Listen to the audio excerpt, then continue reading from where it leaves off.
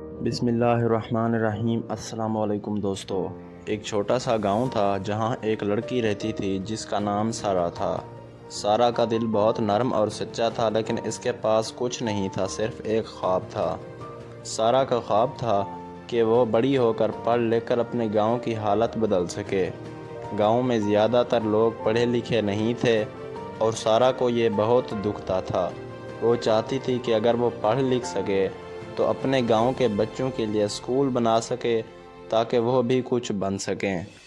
سارا کے والدین کسان تھے اور ان کے پاس اتنے پیسے نہیں تھے کہ وہ سارا کو اچھی تعلیم دلا سکیں، لیکن سارا نے کبھی ہمت نہیں ہاری۔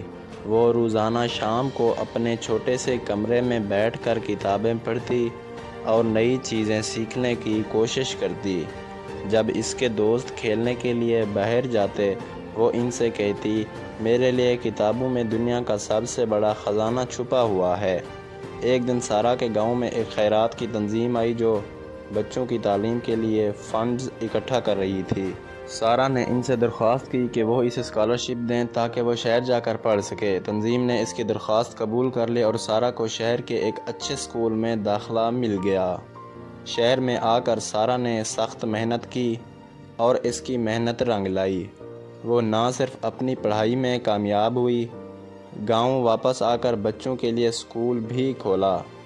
آج اس کا گاؤں خوشحال تھا اور وہاں کے بچے بھی تعلیم حاصل کر رہے تھے۔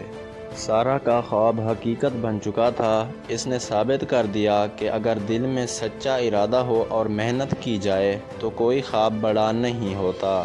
مزید اس طرح کی کہانیوں کے لیے میرے چینل کو لازمی لائک اور سبسکرائب کریں اور ساتھ میں دیے گئے گھنٹی کے نشان کو دبانا نہ بھولیں۔ شکریہ دوستو۔